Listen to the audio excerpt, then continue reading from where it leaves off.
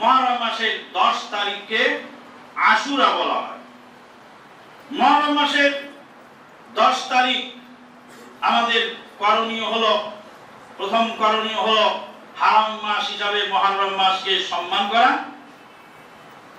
আর দ্বিতীয় করণীয় হলো এই আশুরা মাসের 10 তারিখে, মুহররম মাসের 10 তারিখে সিয়াম পালন করা।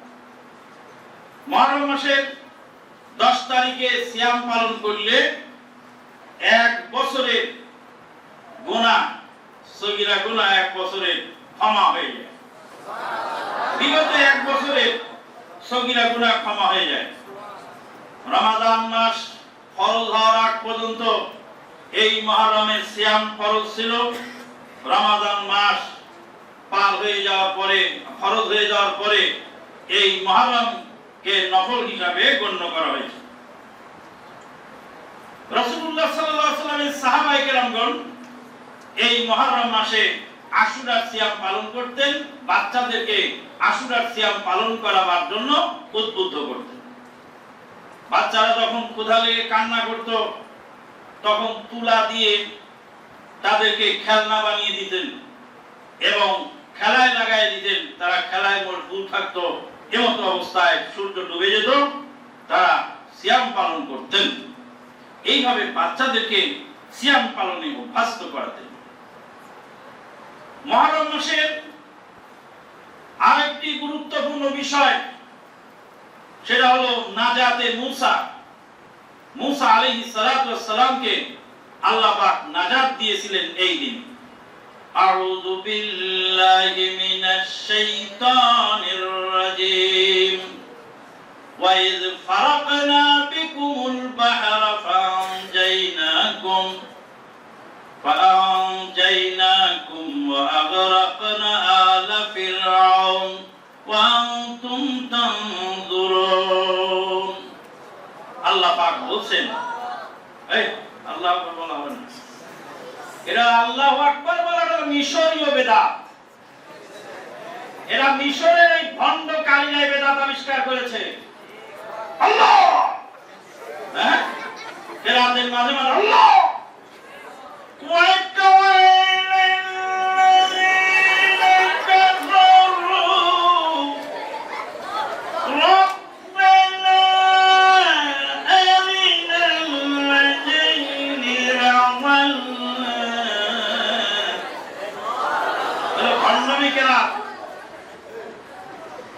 আল্লাহ পাক বলেন ওয়ারাতিল কুরআনা তারতিলা।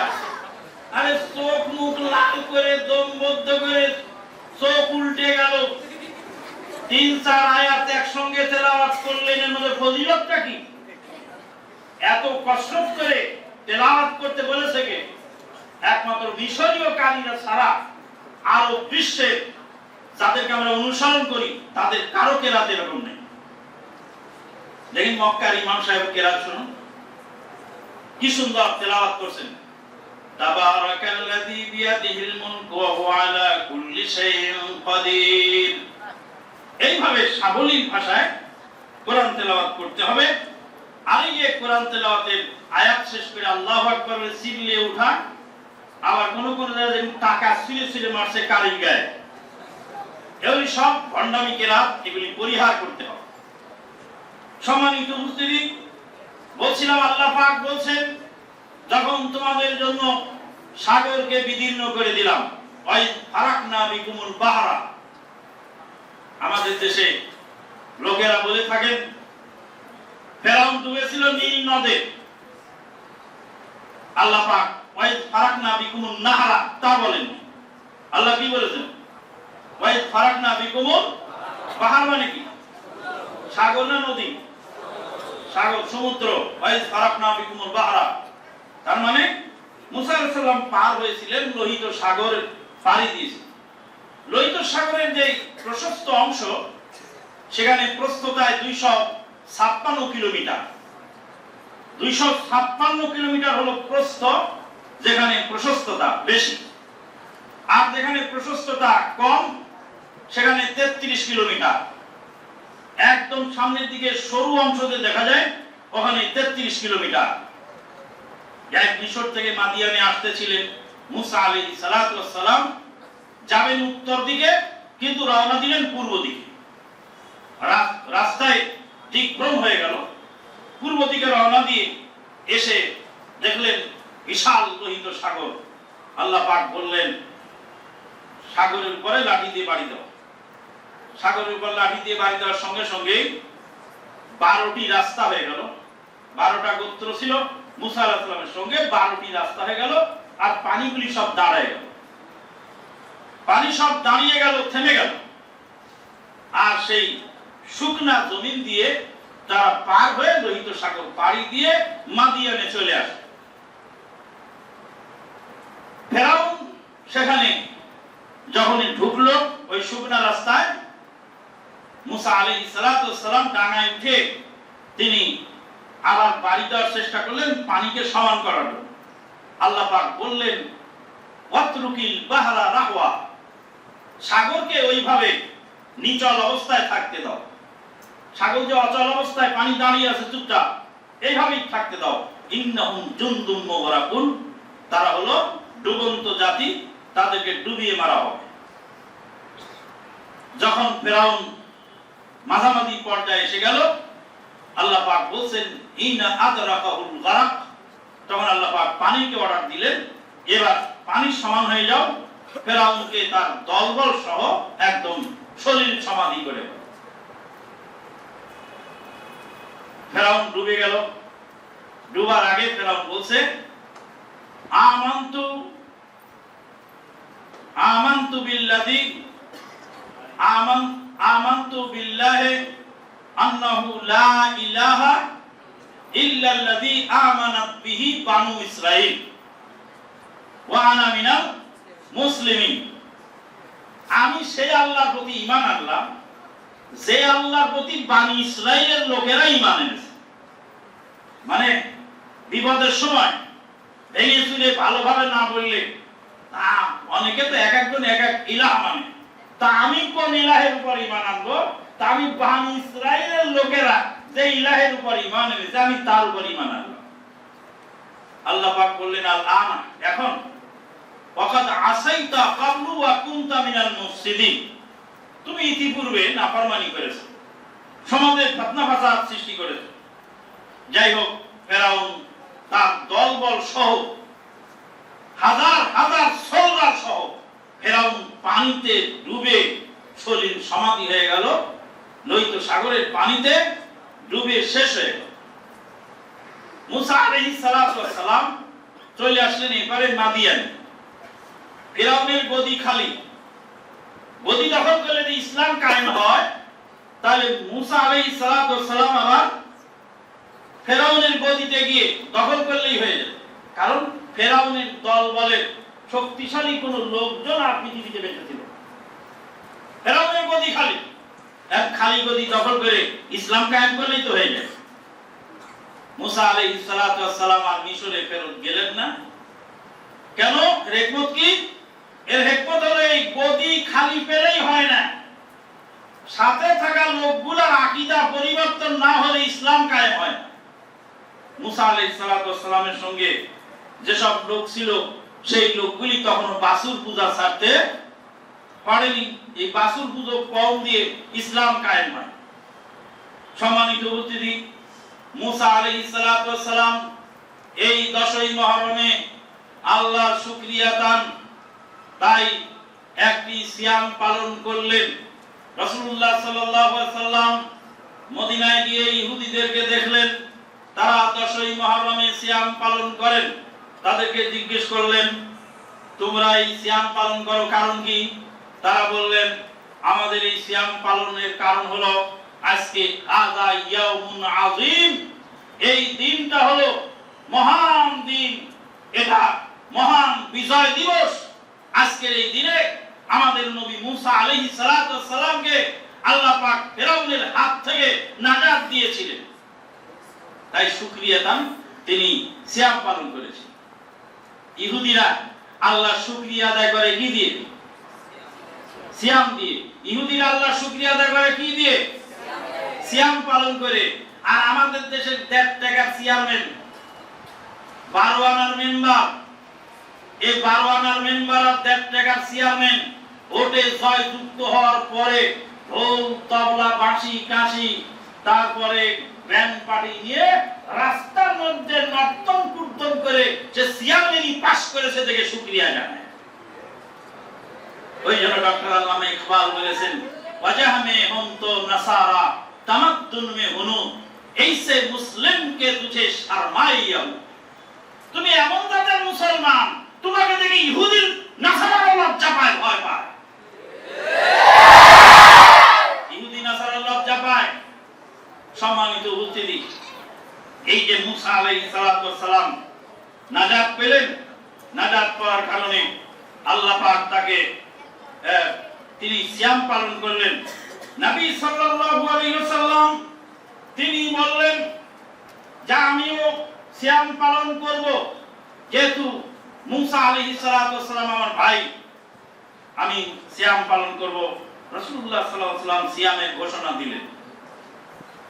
পরবর্তী বছরে তিনি বললেন, ইহুদিদের বিরোধিতা করার কারণে, ইহুদিদের বিরোধিতা করার জন্য আমরা 9 তারিখেও সিয়াম পালন করব। তাহলে আশুরার সিয়াম দুইটি, 9 তারিখ এবং 10 তারিখ। এটা হলো আশুরার সিয়াম। সেটা হলো আশুরার ইতিহাস, যেখানে আল্লাহ রাব্বুল আলামিন নাজাত দিয়েছিলেন মুসা আলাইহিস সালামকে, আর ফেরাউনকে সদল বলে ডুবিয়ে মেরেছিলেন। আল্লাহ পাক বলছেন, আউযু বিল্লাহি মিনাশ শাইতানির রাজীম কাম তারাকু মিন জান্নাতিন ওয়া উয়ুন ওয়া যুরু'in ওয়া মাকামিন কারীম ওয়া নি'মাতান কানু ফীহা ফাকিহিন ফামা বাকাত আলাইহিমুস সামাউ ওয়াল আরদ ওয়া মা কানু মুনযারিন কাম তারাকু মিন জান্নাতিন ওয়া উয়ুন। কত বাগ বাগিচা, কত নদী নালা প্রস্রবণ, ওয়া যুরু'in আর কত ফসলি জমি, ওয়া মাকামিন কারীম সম্মানিত বাসস্থান, ওয়া নি'মাতান কানু ফীহা ফাকিহিন অসংখ্য নিয়ামতের মধ্যে এই জালেম ফেরাউন ছিল। আল্লাহ পাক তাদেরকে শরীর সমাধির মাধ্যমে সমস্ত কিছু সব বিলীন হয়ে গেল, সব শেষ হয়ে গেল। তারা চলে গেলেন আল্লাহ পাকের দরবারে। আল্লাহ রাব্বুল আলামিন তারপরে বললেন যে সেই মিশরের মাটিকে অপরের জন্য আল্লাহ পাক ওয়ারিস, তাদেরকে উত্তরাধিকার বানিয়ে দিলেন। সম্মানিত উপস্থিতি, এরা ছিল মুহররমের এই আশুরার মূল ইতিহাস। সিয়াম পালন, ফজিলত যা কিছু আছে একে কেন্দ্র করে পরবর্তীকালে এই আশুরা আরেকটা ঘটনা ঘটলো। সেটা ছিল যে আশুরায় 10ই মুহররমে 61 হিজরিতে 61 হিজরির 10ই মুহররম এই আশুরার দিনে নবী সাল্লাল্লাহু আলাইহি ওয়াসাল্লামের নাতি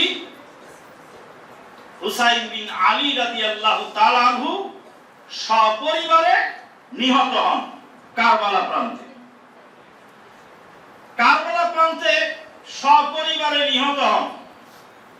এই নিহত যিনি হয়েছিলেন, শাহাদত বরণ যে করেছিলেন তিনি সপরিবারে, তার এই শাহাদত বরণের পিছনে এই মূল দায়ী ছিল শিয়া সম্প্রদায়। শিয়ারা আগেই বলেছি, এরা হলো ইসলামের ভিতরে ক্যান্সার। মুসলিম জাতির জীবনে এটা ভয়ানক ক্যান্সারের নাম হলো শিয়া। এই শিয়ারা তারা নবী সাল্লাল্লাহু আলাইহি ওয়াসাল্লামের নাতি হুসাইন রাদিয়াল্লাহু তাআলা আনহুকে ডেকেছিলেন যে আসুন, আপনি ইরাকে আসুন, কারবালায় আসুন, আপনি কুফায় আসুন, এসে আপনার হাতে আমরা বায়াত করব, আপনাকে আমরা খলিফা বানাবো। ইয়াজিদ বিন মুয়াবিয়া তদানীন্তনকালে মুসলিম জাহানের খলিফা ছিলেন Yazid bin Muawiya. Yazid bin মুয়াবিয়ার হাতে আমরা বায়াত করিলেন, আমরা আপনার হাতে বায়াত করব, আপনি আসুন। অসংখ্য চিঠি পাঠালেন। ইমাম হুসাইন রাদিয়াল্লাহু তাআলা আনহু তিনি সেটাকে ঘটনাটা কি চেক করার জন্য তার চাচাতো ভাই মুসলিম বিন আকিলকে পাঠালেন। মুসলিম বিন আকিলকে তারা হত্যা করলো, আর মুসলিম বিন আকিলের নামে এটা বানাবার চিঠি লেখে আবার পাঠিয়ে দিল যে হ্যাঁ পরিস্থিতি ভালো আছে, আপনি চলে আসুন।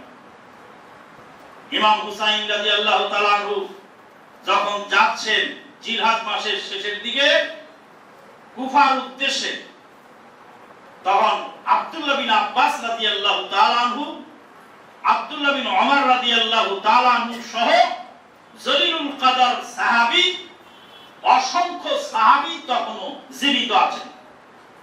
আব্দুল্লাহ বিন আব্বাস রাদিয়াল্লাহু তাআলা আনহু তিনি ইমাম হুসাইন রাদিয়াল্লাহু তাআলা আনহু ঘোড়ার লাগাম ধরে জিজ্ঞেস করলেন, আয়না তুরিদু ইয়া ইবনা ফাতেমা, হে ফাতেমার মেয়ে ছেলে, তুমি যাচ্ছ কোথায়?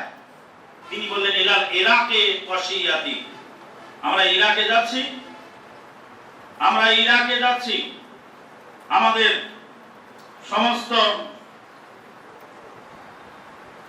ওখানে আমাদের ভক্ত অনুরক্ত আছে, তাদের কাছে যাচ্ছি।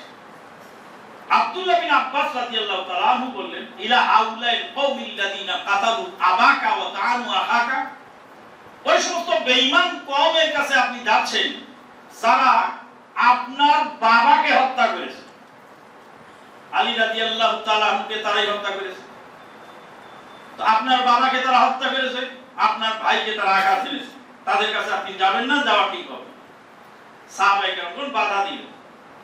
আমাদের দেশের এক শ্রেণীর লোকেরা শিয়াদের ইতিহাস পড়ে ইতিহাস বিভ্রান্ত হয়ে তারা বলে থাকেন হক বাতিলের লড়াই এই কারবালার লড়াই।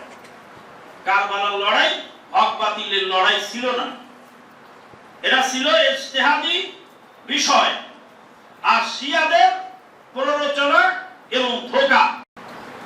হক বাতিলের লড়াই ছিল না, তার প্রমাণ হলো তিনটি। কয়টি? এক নাম্বার প্রমাণ হলো ইমাম হুসাইন রাদিয়াল্লাহু তাআলা আনহু যখন যাচ্ছেন তখন সাহাবায়ে কেরামগণ তার সঙ্গে শরীক না হয়ে তাকে বাধা দিলেন। তাহলে একজন লোক হক প্রতিষ্ঠা করতে যাচ্ছেন, বাতিলকে দমন করতে যাচ্ছেন, আর সাহাবীগণ বাধা দিচ্ছেন, তো সাহাবীরা কি বাতিলের পক্ষে? নাউজুবিল্লাহ। এটা হলো এক নাম্বার প্রমাণ। দুই নাম্বার প্রমাণ হলো ইমাম হুসাইন রাদিয়াল্লাহু তাআলা আনহু সৌদারে যত লোক ছিল প্রায় 72 জন লোক, তার অধিকাংশ নারী এবং অসহায় শিশু। কেউ যদি বাতিলকে দমন করার জন্য, হক প্রতিষ্ঠার জন্য যুদ্ধ করতে বের হন, সে কি পরিবারের ছোট বড় আন্ডা বাচ্চা নারী অসহায় তাদেরকে নিয়ে বের হন? তাদেরকে তো নিয়ে বের হয়েছেন কেন? যদি হক প্রতিষ্ঠার লড়াই হয় আর বাতিলকে দমন করার লড়াই হয়, তাহলে তো তিনি আন্ডা বাচ্চা নিয়ে যেতেন। সাহাবায়ে কেরামগণ বলেছিলেন যে আপনাকে যদি যেতেই হয় তাহলে অন্ততপক্ষে আপনি এই অসহায় নারী এবং বাচ্চাদেরকে রেখে যান। ইমাম হুসাইন রাদিয়াল্লাহু তাআলা আনহু শিয়াদের এই প্ররোচনা বুঝতে না পেরে, প্রবঞ্চনা বুঝতে না পেরে তিনি সরল মনে সেখানে রওনা দিলেন। দুইটা কারণ বোঝা গেল। এক নম্বর কারণ সাহাবায়ে কেরামগণ তার সাথে গেলেন না এবং বাধা দিলেন। দুই নম্বর কারণ হলো তিনি গেলেন অসহায় নারী এবং শিশুদেরকে সাথে নিয়ে। তিন নম্বর কারণ হলো সেখানে তিনি পৌঁছার পরে যখন দেখলেন শিয়ারা ধোঁকা দিয়েছে, তখন তিনি আবার ফেরত যাওয়ার চেষ্টা করলেন। যে যুদ্ধের ময়দানে বাতিলকে দমন করার জন্য, হকের জন্য নামে সে কি যুদ্ধের মাঠে ফেরত আসতে চায়? ইমাম হুসাইন রাদিয়াল্লাহু তাআলা তিনটি প্রস্তাব রাখলেন উবাইদুল্লাহ বিন জিয়াদের কাছে। এক নম্বর প্রস্তাব, আমাকে মদিনায় ফেরত যাওয়ার সুযোগ দিন। আমি ধোঁকার মধ্যে পড়ে গেছি, আমি ভুল বুঝতে পেরেছি, আমাকে মদিনায় ফেরত যাওয়ার সুযোগ দিন। নতুবা সিরিয়ার সীমান্তবর্তী এলাকায় আমাকে চলে যাওয়ার অনুমতি দিন, নতুবা ইয়াজিদ বিন মুয়াবিয়ার সঙ্গে সরাসরি আমাকে দেখা করার সুযোগ দিন। তিনটা প্রস্তাব তিনি রাখলেন। ইমাম হুসাইন রাদিয়াল্লাহু তাআলা আনহু তিনিও জানতেন যে ইয়াজিদ বিন মুয়াবিয়া তাকে যা খারাপ বলা হয় এত খারাপ তিনি না, তার সঙ্গে সরাসরি দেখা করলে অবশ্যই একটা ভালো সুরাহা পাওয়া যাবে। কিন্তু এই সালেম উবাইদুল্লাহ বিন জিয়াদ সে তার কোনো প্রস্তাবকেই মানলেন না, সব প্রস্তাব নাকচ করে বলে হয় আত্মসমর্পণ করো না যুদ্ধের জন্য প্রস্তুত হও। যখন ইমাম হুসাইন রাদিয়াল্লাহু তাআলা আনহুকে সপরিবারে কারবালা প্রান্তে শহীদ করা হচ্ছে, তখন এই বেঈমান শিয়ারা ঘরের দরজা কাবাত বন্ধ করে তারা বসে তামাশা দেখছিল, তারা একটা সামনে আগায় আসেনি। এরা বেঈমান, এরা ইহুদিদের পোষ্যপুত্র, এরা ইহুদিদের পাঁচারা গোলাম, এরা মুসলমান জাতির জন্য ক্যান্সার। কয়েকদিন আগে ঢাকা ইউনিভার্সিটিতে একটা অনুষ্ঠান হয়ে গেল, তার নাম গাদিরে খুম উদযাপন করল। গাদিরে খুম উদযাপন করছে ঢাকা ইউনিভার্সিটি। এই শিয়াদের চক্রান্ত ইউনিভার্সিটির এই কোমলমতি ছাত্রদের ভিতরেও মগজ ধুলাই করে রাস্তাতে ঢোকানো হচ্ছে। গাদিরে খুম উদযাপনের মাধ্যমে তারা প্রমাণ করতে চাইল যে তিনজন খলিফা তারা কেউ নন, খেলাফতের দায়িত্ব ছিল আলী রাদিয়াল্লাহু তাআলা আনহু। সম্মানিত উপস্থিতি, আলী রাদিয়াল্লাহু তাআলা আনহু খেলাফতের দায়িত্ব প্রাপ্ত। তাহলে আবু বকর সিদ্দিক, ওমর ফারুক রাদিয়াল্লাহু তাআলা আনহু, ওসমান ইবনে আফফান রাদিয়াল্লাহু তাআলা আনহু তাদেরকে গালাগালি করা, তাদেরকে বেঈমান বলা, এ হলো এই শিয়াদের কাজ। শিয়ারা সাহাবীদেরকে গালাগালি করে, শুধু তাই নয়, মা আয়েশা সিদ্দিকা রাদিয়াল্লাহু তাআলা আনহাকে চরিত্রহীনা বলে গালি দেয় এবং উরিনি সাগি বেঁধে রেখে তাকে মারতে থাকে আর বলে আবু বকরের মেয়ে আয়েশাকে আমরা পিটছি। এরা মুসলমান যদি হয়, এটাকে যারা মুসলমান মনে করে তারা মুসলিম থাকতে পারে না। আমাদের বাংলাদেশের এক ভাইরাল বক্তা ভাইরাস হয়ে গেছে। বক্তা হয়েছিল আগে কি ভাইরাল, এখন হয়েছে কি ভাইরাস। এই মিথ্যাবাদী বক্তা সে বলেছিল শিয়ারা আমাদের ভাই, সুন্নিরা আমাদের ভাই, যত মুসলমান আছে সব আমাদের ভাই। বলে আল্লাহর নবীর স্ত্রীকে চরিত্রহীনা বলে যারা গালি দেয় তারা তোমার মতো বেহুদার ভাই হতে পারে, আমাদের ভাই নয়। ওই জন্য পাকিস্তানিরা বলে শিয়া কাফের, কাফের কাফের, শিয়া কাফের, जो ना माने वो भी काफिर, काफिर काफिर, कादियानी काफिर, जो ना माने वो भी काफिर। পাকিস্তানিদের স্লোগান কাফের কাফের, কাদিয়ানি কাফের, जो ना माने वो भी काफिर। কাদিয়ানিকে যে কাফের মনে করে না সেও কাফের, শিয়াকে যে কাফের মনে করে না সেও কাফের। তবে শিয়াদের সব শিয়া সমান নয়, শিয়াদের 12টা স্তর আছে। সবচেয়ে আকরামেল হক যারা, তাদেরকে বলে জাইদিয়া। আর যারা আকরামেল বাতিল, বাতিলের কাছাকাছি, তারা হলো ইসনা আশারিয়া। তো যাই হোক, এসব শিয়াদের আকীদা সাহাবীদেরকে গালিগালাজ করা। রাসূলুল্লাহ সাল্লাল্লাহু আলাইহি ওয়াসাল্লাম বলেন লা তাসুব্বু আসহাবি ওয়াল্লাযী নাফসি বিয়াদিহি লাউ আনফাকা আহাদুকুম মিসলা উহুদিন যাহাবা মা বালাগা মুত্তাহাদিহিম ওয়ালা নাসিফাহু। তোমরা আমার সাহাবীদেরকে গালি দিও না। জেনে রাখো হে আমার উম্মতেরা, তোমাদের পরবর্তীতে যারা আসবে তাদের মধ্যেকার কেউ যদি উহুদ পাহাড় পরিমাণ স্বর্ণ আল্লাহর রাস্তায় দান করে, রাসূলুল্লাহ সাল্লাল্লাহু আলাইহি ওয়াসাল্লামের সাহাবীদের এক মুদ খাদ্যদ্রব্য, এক মুদ বলা হয় এক অঞ্জলি, দুই অঞ্জলি খাদ্যকে বলা হয় এক মুদ। মা বালাগা মুদ্দা হাদিহিম ওয়ালা নাসিফাহু, তাদের এক মুদ খাদ্যের সমতুল্য অথবা এক মুদের অর্ধেক আধা মুদ খাদ্যের সমতুল্য দান করে সাহাবীগণ যত নেকি পেয়েছেন, পরবর্তীতে যারা আসবে উহুদ পাহাড় পরিমাণ স্বর্ণ দান করেও সেই পরিমাণ নেকি পাবে না। সম্মানিত উপস্থিতি, মাননীয় দর্শক শ্রোতা দুনিয়ার কাছে যারা আমাদের এই আলোচনা শুনছেন তারা মনোযোগ দিয়ে শোনেন। শিয়াদের কর্মকাণ্ডের মধ্যে ইমাম হুসাইন রাদিয়াল্লাহু তাআলার মৃত্যুবার্ষিকী পালন করা। আরে বেটা, হাই হোসেন করিস তো হাই আবু বকর বলিস না কেন? উম্মতের শ্রেষ্ঠ ব্যক্তি তো আবু বকর সিদ্দিক। হুসাইন রাদিয়াল্লাহু তাআলাকে আমি ভালোবাসি, কিন্তু সিদ্দিক আকবরের চেয়ে বেশি ভালোবাসি না। আল্লাহ নবী বলেন উম্মতের শ্রেষ্ঠ ব্যক্তি কে? আবু বকর সিদ্দিক। তারপরে ওমর ফারুক রাদিয়াল্লাহু তাআলা, আবু বকর সিদ্দিক রাদিয়াল্লাহু তাআলা ইন্তেকাল করেছেন, ফারুক আজম শহীদ হয়েছেন, ওসমান ইবনে আফফান রাদিয়াল্লাহু তাআলা শহীদ হয়েছেন। তো ওসমান রাদিয়াল্লাহু তাআলা যেদিন শহীদ হয়েছে সেদিন রাস্তায় রাস্তায় দাঁড়িয়ে এই কথা বলে, হাই উসমান, হাই উসমান, হাই ওমর, হাই ওমর। অসংখ্য সাহাবী হাই হামজা, হাই হামজা, হাই মুসাব বিন উমাইর, হাই মুসাব বিন উমাইর। এসব সাহাবীদের নামে মাতম করো না। তাহলে তোমার মতলবটা কি?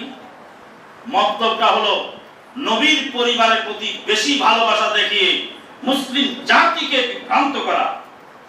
জেনে রাখা ভালো, 3 দিনের বেশি শোক পালন করা যায় না। এই জন্য মৃত্যুবার্ষিকী আমরা পালন করি না। স্বামী যদি মারা যায়, স্ত্রী 4 মাস 10 দিন শোক পালন করবে, এটা শরীয়তের বিধান। 2 নাম্বার, মাতম করা। 3 নাম্বার, মরসিয়া গাওয়া, শোক মরসিয়া যেটা গায়, শোক গাথা।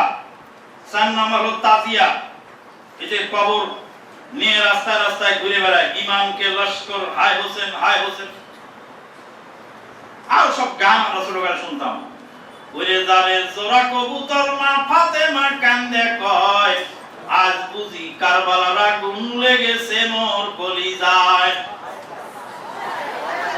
আল্লাহ বলেন, ও জিবরিল বাতাস করো ফাতেমার গায়ে, পুত্র শোকে জ্বলছে আগুন, বাতাসে কি ঠান্ডা হয়।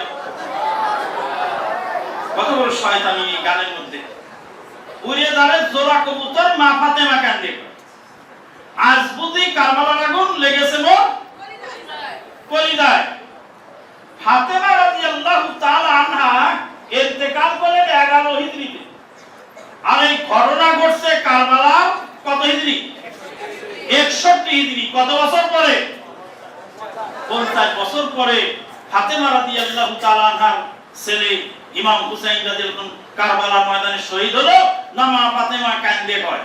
মা ফাতেমা কাঁদলেন। প্রথম তো ফাতেমা রাদিয়াল্লাহু তাআলা আনহা তো আমাদের মা নন। ফাতেমার মা হলেন মা খাদিজা, আল্লাহর নবীর স্ত্রী আমাদের মা। আল্লাহর নবীর মেয়ে তো আমাদের মা নন। আল্লাহর নবীর স্ত্রী আমাদের কি? মা। তো আল্লাহর নবীর মেয়ে কি আমাদের মা? তো মা ফাতেমা কোথা থেকে এলো? শিয়ারা আলী রাদিয়াল্লাহু তাআলা কি নবী মানে, এই জন্য তাদের নবীর স্ত্রীকে ফাতেমা রাদিয়াল্লাহু তাআলা না। ওই জন্য ওরা শিয়ারা ফাতেমা রাদিয়াল্লাহু তাআলা নাকে মা ফাতেমা বলে। তা আমরা ওখান থেকে এই ভেজাল সিলেবাস শিখে আমরাও মা ফাতেমা বলে যাচ্ছি। মা ফাতেমা কেন দেখো, আজ বুঝি কারবালার আগুন লেগেছে মোর কলিজায়। আল্লাহ বলেন, ও জিবরিল বাতাস করো ফাতেমার গায়ে, পুত্র শোকে জ্বলছে আগুন, বাতাসে কি ঠান্ডা হয়? নাউযুবিল্লাহ। আল্লাহ পাক জিবরিল আমিনকে পাঠালেন, ফাতেমাকে বাতাস করে শান্ত করো। তো ফাতেমাকে বাতাস করে শান্ত করো তো জিবরিল আমিনকে পাঠালেন। তো মালাকুল মউতকে নিষেধ করে দিলেই তো হতো যে ফাতেমার বেলায় জান কবজ করিস না। তার মানে আল্লাহ এক ফেরেশতারে পাঠালেন জান কবজ করতে, আর আরেক ফেরেশতারে পাঠালেন কি করতে? নাউযুবিল্লাহ মিন যালিক। এটা আল্লাহর উপরে অপবাদ। তুমি হাকিম হইয়া হুকুম করো, পুলিশ হইয়া ধরো, সর্প হইয়া দংশন করো, উজা হইয়া ছাড়ো। এই যে শয়তানি কথা, এই শয়তানি কথাই এখানে প্রকাশ পাচ্ছে। সম্মানিত উপস্থিতি, শিয়াদের প্রভাবে প্রভাবিত হয়ে আমরা আমাদের নামের শেষে আলী শব্দ ব্যবহার করে থাকি। শাহজাহান আলী, এনায়েত আলী, বেলায়েত আলী, রহমত আলী, বরকত আলী, কেরামত আলী, নামের শেষে কি আছে? আলী। নামের শেষে আবু বকর। বেলায়েত আলী না বলে কেউ কি বলে বেলায়েত আবু বকর, বেলায়েত উসমান, বেলায়েত আলী, এনায়েত আলী, রহমত আলী, হযরত আলী, বরকত আলী। শিয়ারা পাক পাঞ্জাতনে বিশ্বাসী। পাক পাঞ্জাতন, পাক মানে পবিত্র, পাঞ্জা মানে পাঁচ, তন মানে ব্যক্তি, পাঁচজন পবিত্র ব্যক্তি। মুহাম্মদুর রাসূলুল্লাহ সাল্লাল্লাহু আলাইহি ওয়াসাল্লাম, আলী রাদিয়াল্লাহু তাআলা আনহু, ফাতেমা রাদিয়াল্লাহু তাআলা আনহা, হাসান রাদিয়াল্লাহু তাআলা আনহু, হুসাইন রাদিয়াল্লাহু তাআলা, এরা পাক পাঞ্জাতন। এই পাক পাঞ্জাতনের নামের উপরে 5 কলি টুপি আছে। দেখবেন 5 কলি টুপির উপর 5 জনের নাম 5 কোণায় লেখা আছে। এটাই আমাদের দেশের এক ভণ্ড পীরেরা 5 কলি টুপি বানায়, বলছে ইসলামের 5 বেনা, ইসলামের 5টা রোকন, এই জন্য 5 কলি টুপি। 5 কলি টুপি যদি 5 রোকনের কারণে হয়, তো ঈমানের রোকন 6টা, তো 6 কলি টুপি কোথায় গেল? ঈমান বাদ দিয়ে কি ইসলাম? ইসলামের 5 রোকন আর ঈমানের কয় রোকন? 11। দুইটা মিলে কত হলো? 11 কলি টুপি কই? ইসলামের 5 রোকন কি সবার জন্য প্রযোজ্য? হজ আর যাকাত এরা ধনীর জন্য, তবে এটা ধনীর জন্য 5 কলি বানায় আর গরিবের জন্য 3 কলি বানায়। তা বানাস না কেন? সব ভণ্ডামি জাতির সামনে উন্মোচিত হয়েছে। আলহামদুলিল্লাহ। সম্মানিত উপস্থিতি, সাহাবায়ে কেরামদেরকে, তাবিঈন নিজামকে গালিগালাজ করা, বিভিন্ন অনুষ্ঠান পালন করা, কারবালার ঘটনাকে হক বাতিলের লড়াই মনে করা, হুসাইনের মাথা পৃথিবীর 6টি দেশে প্রেরণ করা হয়েছে, এই সমস্ত আকীদা পোষণ করা, এগুলি সব শিয়াদের থেকে এসেছে। শিয়ারা যেমন কথা কথা ইয়া আলী, আমরা অনেক সময় ভারী কোনো জিনিস উঠানোর সময় বলি ইয়া আলী, তারা ইয়া আলী, আলীকে তারা ইলাহ হিসাবে মানে। যার ফলে এক শ্রেণীর শিয়া এবং খারেজি যারা আলী রাদিয়াল্লাহু তাআলা আনহুকে ইলাহ হিসাবে মানে, যার ফলশ্রুতিতে ভারী কোনো জিনিস উঠাতে হলে ইয়া আল্লাহ না বলে ইয়া আলী। তারপরে তুফাজ্জল হুসাইন, মুফাজ্জল হুসাইন, কামরুল হুসাইন, শামসুল হুসাইন, আবুল হুসাইন, এই যে হুসাইন নাম। আবার আছে হাসান, সজল হাসান, কাজল হাসান, কামরুল হাসান, শামসুল হাসান। এই যে নামের সঙ্গে আলী, হাসান আর হুসাইন, এগুলি শিয়া থেকে আসছে, সেখান থেকেই আমরা এগুলি ব্যবহার করছি। সম্মানিত উপস্থিতি, শিয়াদের সেই চক্রান্ত থেকে আমাদেরকে সজাগ থাকতে হবে। আমাদের একটা প্রশ্ন আসছে, প্রশ্নটা হলো যে ইরানের নারীদেরকে হিজাব নিয়ন্ত্রণের নৈতিকতা পুলিশ 2022 সালের সেপ্টেম্বরে একজন মহিলাকে আটক করেছিল হিজাব না পরার কারণে। মহিলাটি মারা যায়, পুলিশি নিয়ন্ত্রণে মারা যায়। তারপরে আন্দোলন শুরু হয়েছিল 2000 সেপ্টেম্বর থেকে এবছরের শুরু পর্যন্ত। সেই আন্দোলনের মুখে নৈতিকতা পুলিশ অফ ছিল। তারপরে আবার নতুন করে নৈতিকতা পুলিশ আবার তাদের কার্যক্রম চালাচ্ছে। প্রায় 20,000 লোককে তারা পর্দাহীন ভাবে চলার কারণে আটক করেছে। এখন প্রশ্ন হলো, কেউ যদি পর্দা না করে তাহলে এই রাষ্ট্রের কি দায়িত্ব জোর করে তাকে পর্দা পরানো? এটা প্রশ্ন। এই প্রশ্নের উত্তর হলো, কেউ যদি বাড়ির মধ্যে, ঘরের মধ্যে, নিজস্ব এলাকায়, নিজস্ব আঙ্গিনায় ল্যাংটা হয়ে থাকে, উলঙ্গ হয়ে ঘুরে ফেরে, সেটা তার পার্সোনাল ব্যাপার। কেউ যদি বাড়ির মধ্যে ল্যাংটা হয়ে শুয়ে থাকে, সরকারের দায়িত্ব নাই সেখানে সিসিটিভি ক্যামেরা লাগানো বা সরকারের গোয়েন্দা তার বাড়ির ভিতরে দিয়ে তাকে শাসন করা। কিন্তু রাস্তায় বের হতে হলে অবশ্যই শালীন পোশাক পরে বের হতে হবে, অবশ্যই পর্দা নিয়ে বের হতে হবে। বেপর্দায় রাস্তায় বের হয়ে পরিবেশ নষ্ট করার অধিকার কারণে।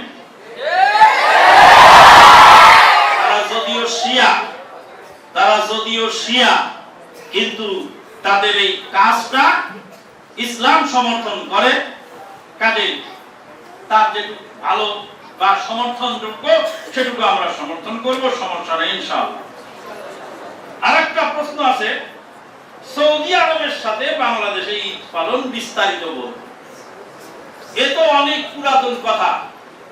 শায়েখ আব্দুর রাজ্জাক বিন ইউসুফ সাহেবকে দিনাজপুরে একটা প্রশ্ন দিয়েছিল, দিয়ে বলছে যে ফরজ সালাতের পরে সম্মিলিত মুনাজাত কি সুন্নত না বেদাত? তো আব্দুর রাজ্জাক বিন ইউসুফ সাহেব বলছে যাবে ফরজ সালাতের পরে সম্মিলিত মুনাজাত বেদাত। এটা আমাদের দেশের আহলে হাদিসরাও জানে, হানফিরাও জানে, হিন্দুরাও জানে। বলছে আমাদের দেশের হিন্দুরাও জানে ফরজ সালাতের পরে সম্মিলিত মুনাজাত বেদাত। কেন জানে? বলে এটা নিয়ে মারামারি গোলমাল করতে করতে করতে করতে এখন আমাদের দেশের হিন্দুরাও জেনেছে যে ফরজ সালাতের পরে সম্মিলিত মুনাজাত বেদাত।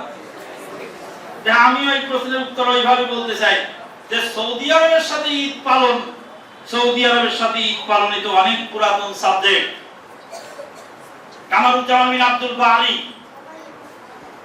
জামালপুর বেলোটিয়া কামেল মাদ্রাসার হেড মুহাদ্দিস, তার লেখা বই, এখন বর্তমান ভাইস প্রিন্সিপাল, জামালপুর বেলোটিয়া কামেল মাদ্রাসার ভাইস প্রিন্সিপাল এবং জামালপুর দক্ষিণ জেলা আন্দোলনের সেক্রেটারি জেনারেল আমাদের দিনী ভাই কামারুজ্জামান বিন আব্দুল বারি, ওনার লেখা বই সারা বিশ্বে একই দিনে ঈদ ও সিয়াম পালনকারীদের ভ্রান্তি বিলাস। এই ভ্রান্তি বিলাস বইটা পড়বেন, দাঁত ভাঙা জবাব ওর মধ্যে দেওয়া আছে। লালু আর গুলুকে কি বলেছে ওটা দেখার সময় নেই। মৌলিক কথা হলো যারা সৌদি আরবের সাথে ঈদ পালন করতে চায় তাদের ফোঁড়া যুক্তি কয়েকটা আছে। এক নম্বর যুক্তি হলো সৌদি আরবে বেলা ডোবে 3 ঘন্টা পরে আর বাংলাদেশে বেলা ডোবে 3 ঘন্টা আগে, এই 3 ঘন্টার জন্য কি একদিন বাতিল হয়ে যাবে? 3 ঘন্টা কম বেশ দিনে, 3 ঘন্টার জন্য একদিন বাতিল হয় কি করে? এটা একটা যুক্তি। এই যুক্তির জবাব হলো আজকের বুধবার বেলা ডোবার 1 মিনিট আগে নওদাপাড়া গ্রামে একজন মহিলা একটি বাচ্চা প্রসব করেছেন। আজকের বুধবার বেলা ডোবার পরে নওদাপাড়া গ্রামে আরেকজন মহিলা বাচ্চা প্রসব করেছেন। আকিকা বাচ্চা একটা বেলা ডোবার আগে বুধবারে আর একটা বেলা ডোবার পরে, আকিকা কি একদিনেই হবে? কেন?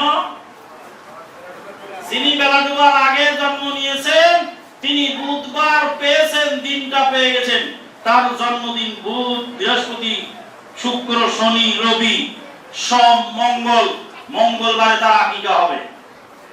আর যিনি বেলা ডোবার 1 মিনিট পরে জন্ম নিলেন বুধবারের দিনটা উনি পার করে তারপরে জন্ম নিলেন মঙ্গলবারের রাতে, সরি এখন বৃহস্পতিবার রাত চলছে, তাহলে তার গণনা শুরু হবে কি বার দিয়ে? বৃহস্পতিবার, তার আকিকা হবে বুধবার। এবার বলেন 3 মিনিট আগে পরে জন্ম নেওয়ার কারণে আকিকা একদিন আগে পরে গেল কেন? জিলহজ মাসের 13 তারিখ, জিলহজ মাসের 13 তারিখ বেলা ডুবার আগ পর্যন্ত কুরবানির লাস্ট টাইম। চিটাগাং বেলা ডুবে গেছে, জিলহজ মাসের 13 তারিখ শেষ, 14 তারিখের রাত শুরু হয়ে গেছে। চিটাগাং এর মানুষের কুরবানি ওই বছরে আর জায়েজ নাই। চাঁপাইনবাবগঞ্জের বেলা তখন আরো 10-12 মিনিট বা কত মিনিট বাকি আছে। চাঁপাইনবাবগঞ্জেও 13 তারিখ আর চিটাগাংয়েও কি ছিল 13 তারিখ। ওর ওখানে আগে বেলা ডুবার কারণে 13 তারিখ আগে শেষ হয়ে গেল, ওর কুরবানি ওই বছরে শেষ হয়ে গেল। আর যার বেলা এখনো ডোবে নেই সেই বেলা ডুবার আগে একটা ছাগল বিসমিল্লাহ আল্লাহু আকবার বলে কেটে ফেলতে পারলেই তার কুরবানিটা হয়ে গেল। তাহলে একটা বছরের কম বেশ হলো কয়েক মিনিটের কারণে, কাজে ইসলামী শরীয়ত টাইম অনুপাতে চালাতে হবে। 2 নম্বর পুরা যুক্তি হলো কিয়ামত কয় দিনে হবে? কিয়ামত কয় দিনে হবে? আমাকে বহুবার প্রশ্ন করে কিয়ামত কয় দিনে হবে?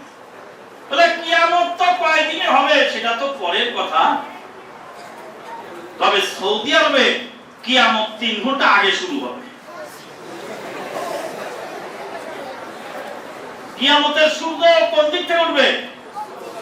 পশ্চিম দিক থেকে উঠবে। তাহলে সৌদি আরবে 3 ঘন্টা আগে উঠবে না? তখন সৌদি আরবে ফোন দিয়ে বলে, রে সর্বনাশা বাংলাদেশী, তাড়াতাড়ি তওবা ইস্তেগফার কর, কিয়ামতের সূর্য পশ্চিম আকাশে সৌদি আরবে উঠে গেছে, কিছুক্ষণ পরে বাংলাদেশে উঠবে, সূর্য ওঠার আগেই তওবা কর। বলেন না হুজুর, কিয়ামতের সূর্য তামাম পৃথিবীর লোক একসাথে দেখতে পাবে। বলে কিয়ামতের সূর্য তামাম পৃথিবীর লোক একসাথে দেখতে পাবে, তো কিয়ামতের সাথে আজকের দিনের হিসাব কেন? 3 নাম্বার হলো যে মুসলিম জাহানের খলিফা রাসূলুল্লাহ ওমর ফারুক রাদিয়াল্লাহু আনহু আমলে মদিনার চাঁদ দেখা গেলে, তারা আফ্রিকায় চাঁদ দেখা গেলে তারা মদিনায় ঈদ পালন করতে। মরক্কে চাঁদ দেখা গেলে মদিনায় ঈদ পালন করতে। কার জামানায়? ওমর ফারুক রাদিয়াল্লাহু আনহু জামানায়। এক ইঞ্জিনিয়ার এই ফতোয়া আমার কাছে এনেছিলেন। তো বলছিলেন, ইঞ্জিনিয়ার সাহেব মাথা ঠিক আছে তো? আপনি কাগজের উপর বিল্ডিং বানান। ইঞ্জিনিয়ারের কাজ হলো কাগজের উপর বিল্ডিং বানানো। রড, সিমেন্ট, বালু, ইট কিছু লাগে না, রাজমিস্ত্রিও লাগে না, জুগালদারও লাগে না। খালি কাগজ দেবেন আর কলম দিবেন, কয়তলা বিল্ডিং চান সাথে সাথে কাগজের উপর বানাইবেন। আপনি যে কাগজের উপর বিল্ডিং বানানো হলো, তাই আমি কোন ইঞ্জিনিয়ারকে খাটো করার জন্য বলি নাই, এই ইঞ্জিনিয়ার হয়ে ফতোয়াবাজি করার কারণে তাকে বললাম। যা আপনি যে বললেন মরক্কে চাঁদ দেখা গেলে সেই খবরে মদিনায় ঈদ পালন করত। কার জামানায়? ওমর ফারুক রাদিয়াল্লাহু তাআলা আমাদের টেলিফোন, টেলিগ্রাফ, তারপরে ইন্টারনেট এগুলি ছিল কি ছিল? ঘোড়া। তো মরক্কে চাঁদ দেখে যদি কেউ মদিনায় খবর পাঠায় ঘোড়া দিয়ে, তাহলে মরক্কো হলো আফ্রিকার সর্বপশ্চিম প্রান্তে। মরক্কো থেকে পুরা আফ্রিকার ভূখণ্ড মহাদেশ পাড়ি দিয়ে, লোহিত সাগর পাড়ি দিয়ে, তারপরে জেদ্দা হয়ে মদিনায় খবর পৌঁছাতে পৌঁছাতে রমাদান শেষ হবে, শাওয়াল শেষ হবে, যুলকাদা যুলহিজ্জা শেষ হবে, রমাদানের ঈদের খবর মরক্কো থেকে মদিনায় আসতে আসতে কুরবানির ঈদের আগে খবর পৌঁছবে। তো কোন আক্কেলে আপনি বলেন মরক্কের খবরে মদিনায় সিয়াম পালন করতেন? কে শিখিয়েছে আপনাকে বুদ্ধি? সেই হাদিস যেটা, সেটা হলো রাসূলুল্লাহ সাল্লাল্লাহু আলাইহি ওয়াসাল্লামের কাছে ঈদের দিনে কিছু লোক এলেন। সময় আছে না? শেষ হয়ে গেছে। রাসূলুল্লাহ সাল্লাল্লাহু আলাইহি ওয়াসাল্লামের কাছে চলে আসলো এই আপনার ঈদ পালন করে কিছু সাহাবী। ঈদ পালন করে মদিনায় এসেছে। তাহলে কত দূর থেকে এসেছে? খুব দূর থেকে না কাছ থেকে? ঈদের সালাত আদায় করে খাদ্য খেয়ে তারপর আল্লাহর নবীর কাছে এসেছে। কত দূর থেকে আসছে? ঘোড়া নিয়ে আসতে কত দূর হয়? যত দূর হয়, এতটুকু দূরত্বে যদি একদিনে চাঁদ দেখা যায়, তাহলে সেখানে তো সিয়াম পালনে কোনো বাধা নেই। ওয়া আখিরু দাওয়ানা আনিল হামদুলিল্লাহি রাব্বিল আলামিন। সুবহানাকাল্লাহুম্মা ওয়া বিহামদিক।